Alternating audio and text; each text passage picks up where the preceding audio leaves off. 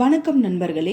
இன்றைய பதிவில் வரலட்சுமி விரதம் தோன்றிய புராண கதை பற்றி தெரிந்து கொள்ளலாம். தென்னிந்தியாவில் சிறப்பாக கொண்டாடப்படும் ஒரு விரத வழிபாட்டு நாளாக கருதப்படுவது வரலட்சுமி விரதம். திருமணமான பெண்கள் தங்களின் கணவர் நீண்ட ஆயுளுடனும் ஆரோக்கியமாக வாழ்வதற்கும் மகிழ்ச்சியான வாழ்க்கை வாழ்வதற்கும் குடும்பம் செல்வ செழிப்புடனும் நலமுடனும் வாழ்வதற்கும் இந்த விரதத்தை கடைபிடிக்கிறார்கள். திருமணமாகாத பெண்களும் ஆண்களும் கூட இந்த விரதத்தை கடைபிடிப்பதுண்டு. மகாலட்சுமியின் அருளை பெறுவதற்கு மிக சிறந்த நாளாக வரலட்சுமி விரதம் கருதப்படுகிறது. வேண்டும் வரங்களையும் அள்ளித்தரும் சிறப்பு மிக்க விரதமாக வரலட்சுமி விரதம் கருதப்படுகிறது.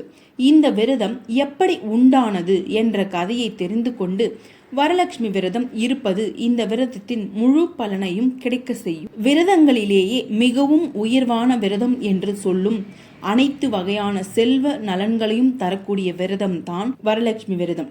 சிவபெருமானே பார்வதி தேவியிடம் குறிப்பிட்டு சொன்ன விரதம் தான் வரலட்சுமி விரதம். இது ரிஷிகளோ முனிவர்களோ மனிதர்களுக்கு சொன்ன விரதம் கிடையாது. செல்வங்களுக்கு அதிபதியான மகாலட்சுமியே உலக மக்களின் நலனுக்காக எடுத்து சொன்ன விரதம் தான் வரலட்சுமி விரதம். இந்த விரதத்தை எப்படி இருக்க வேண்டும், இந்த விரதத்தை இருப்பதால் என்னென்ன பலன்கள் கிடைக்கும் என்றும் மகாலட்சுமியை எடுத்துரைத்துள்ளார். வரலட்சுமி விரதம் அன்று அது தோன்றிய கதைகளை கேட்டாலும் மற்றவர்களுக்கு எடுத்து சொன்னாலும் அது மிக பெரிய புண்ணியம் ஆகும். வரலட்சுமி விரதம் இருந்தால் செல்வ நலன்கள் மட்டுமல்ல, அரச பதவியும் கிடைக்கும் என சொல்லப்படுகிறது. வரலட்சுமி விரதம் உருவானது பற்றி பல புராண கதைகள் சொல்லப்படுகிறது. அவற்றில் அதிகமானவர்களால் சொல்லப்படுவது ஷியாமாவின் கதைதான். சௌராஷ்டிரா நாட்டு மன்னன் பத்ரசர்வா மிக பெரிய விஷ்ணு பக்தன். அவரது மனைவி சந்திரிகா, இவர்களின் மகள் ஷியாமா. சாந்த குணம் கொண்டவளான சந்திரிகா ஒரு நாள் துவாதசி நாளில் வயிறு முழுவதும் சாப்பிட்டு அரண்மனையில் ஓய்வு எடுத்து கொண்டிருந்தாள். அப்போது ஒரு வயதான சுமங்கலி பெண் உருவில் மகாலட்சுமி சந்திரிகாவின் அரண்மனைக்கு வந்தார். அந்த பெண்ணை உபசரித்த சந்திரிகா என்ன வேண்டும் என கேட்டாள். அதற்கு மகாலட்சுமியோ துவாதசியில் திதியில் இருப்பதை விடுத்து இப்படி வயிறு நிரம்ப சாப்பிட்டு இருப்பது சரியா என கேட்டுள்ளார். இதனால் கோபமடைந்த சந்திரிகா மகாலட்சுமியை அவமதித்து அனுப்பிவிடுகிறாள். மனவேதனையுடன் அங்கிருந்து புறப்பட்டு சென்ற மகாலட்சுமியை கண்ட ஷியாமா அவரை மறித்து என்ன நடந்தது என விவரம் கேட்டாள். உன் தாய் என்னை அவமதித்து விட்டாள், அதனால் நான் இனி இங்கு இருக்க மாட்டேன் என சொல்லி புறப்பட்ட மகாலட்சுமியிடம், எனது தாயிடம் நீங்கள் என்ன சொல்ல வந்தீர்கள், அதை என்னிடம் சொல்லுங்கள், நான் சொல்கிறேன் என மிகவும் அடக்கத்துடன் கேட்டாள். இதனால் மனம் குளிர்ந்த மகாலட்சுமிக்கு வரலட்சுமி விரதம் இருக்கும் முறையை சொல்லி சென்றார். இந்த சம்பவம் நடந்த சிறிது நாட்களிலேயே ஷியாமா திருமணம் முடிந்து தனது கணவர் வீட்டிற்கு சென்றாள். அங்கு மகாலட்சுமி சொன்னபடி வரலட்சுமி விரதத்தையும் தொடர்ந்து கடைபிடிக்க துவங்கினாள். அதோடு ஒவ்வொரு வெள்ளிக்கிழமையும் மகாலட்சுமியை வழிபட்டு வந்தாள். இதன் காரணமாக மகாலட்சுமியின் அருள் அவளுக்கு பரிபூர்ணமாக கிடைத்தது.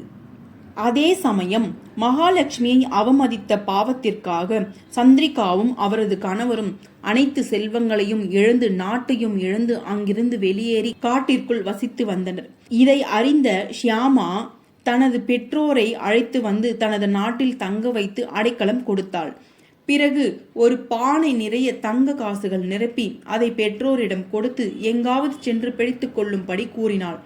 ஆனால் ஷியாமா கொடுத்த பானையை சந்திரிகா திறந்து பார்த்தபோது அதில் இருந்த தங்க காசுகள் முழுவதும் கரித்துண்டுகளாக மாறியிருந்தது. இதனை கேள்விப்பட்ட ஷியாமா அவளது தாயிடம் மகாலட்சுமியை அவள் அவமதித்ததை நினைவுபடுத்தினாள். அதனால்தான் இத்தனை துன்பங்களும் ஏற்பட்டதாக கூறியதுடன் வரலட்சுமி விரதத்தை இருக்கும் முறைகளை சொல்லி அதை முறையாக கடைபிடிக்க சொன்னாள்.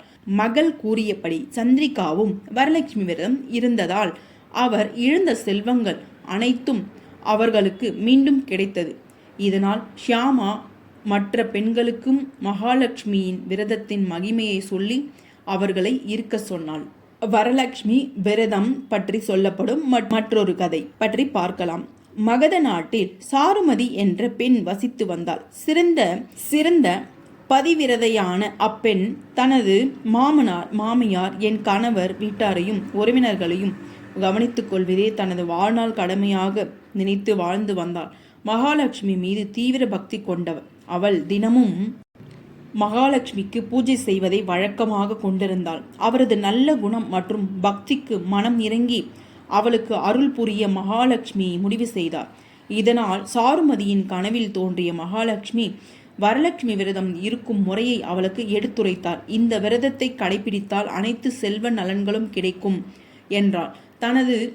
தனக்கு வந்த கனவு பற்றி வீட்டில் உள்ள அனைவரிடமும் கூறினாள் சாருமதி. மகாலட்சுமி கூறியபடி அவளை வரலட்சுமி விரதம் இருக்கும்படி குடும்பத்தினர் கூறினார். ஆடி மாத பௌர்ணமிக்கு முன்பு வரும் வெள்ளிக்கிழமையில் வரலட்சுமி விரதம் இருந்து மகாலட்சுமியை வழிபட்டாள் சாருமதி. இதன் பலனாக அவள் அனைத்து செல்வ நலன்களையும் பெற்று சிறப்புடன் வாழ்ந்ததாக சொல்லப்படுகிறது. அனைவரும் மகாலட்சுமியின் அருள் பெற்று செல்வ செழிப்புடனும் வளமுடனும் நலமுடனும் இருக்க என் வாழ்த்துக்கள். இந்த பதிவு உங்களுக்கு பிடித்திருந்தால் உங்கள் நண்பர்கள் அனைவருக்கும் பகிருங்கள். நம்ம ரஹன பவச பக்தி சேனலை சப்ஸ்கிரைப் பண்ணிக்கோங்க.